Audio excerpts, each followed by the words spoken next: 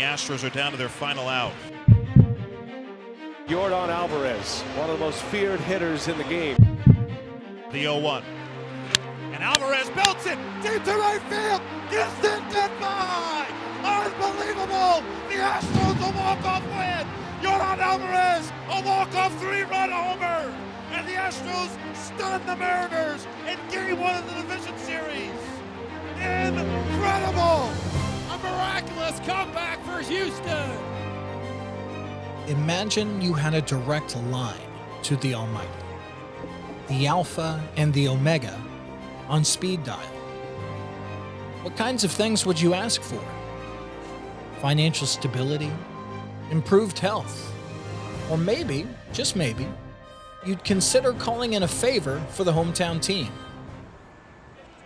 It's October in Houston, and while some of us like getting in touch with our dark side this time of year, Astros fans are looking towards the light.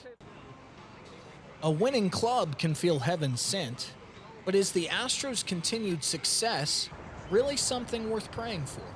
Oh, well, I mean, yeah, you wouldn't be a fan of your hometown team if you didn't do that. A miracle happens most of the time, because if you're doing this, that means your team probably losing. Oh no, I used to all the time, be praying, God, just help them. And I think God cares about certain elements of the game, pray before. Scott Tomatz, originally from Milwaukee, Wisconsin, has been the pastor of Humble First for a little more than a year now. And that's been plenty of time for him to see just how much the Astros mean to this city. Out of all the places that I've lived, this is the most passionate people I've seen about baseball. All of the places that we lived, that we've moved to, people really didn't talk about baseball too much. And then when I moved here, it was really kind of a culture shock.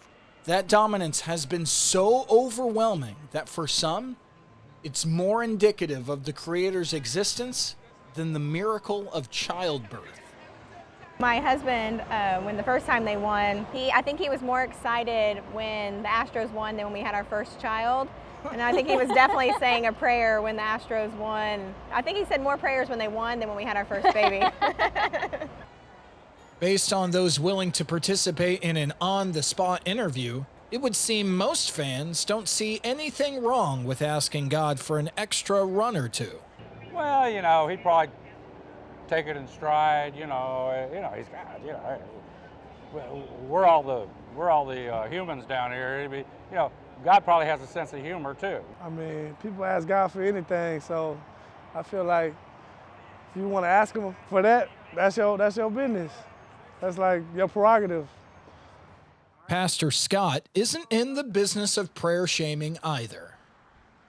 I don't think that there's anything inherently wrong for praying for sports teams or something to happen. I don't think it's something that would need to be forgiven or something like that.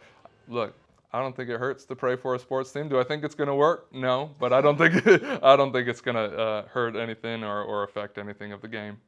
Whether or not praying has an effect may be up for debate, but you certainly can't argue with the results. As of Thursday, October 20th, the Astros are a perfect 5-0 in the postseason. For the Love and Victory Show with Val, I'm Jacob Payne. And the Astros take a 2-0 advantage in this best of 7 ALCS.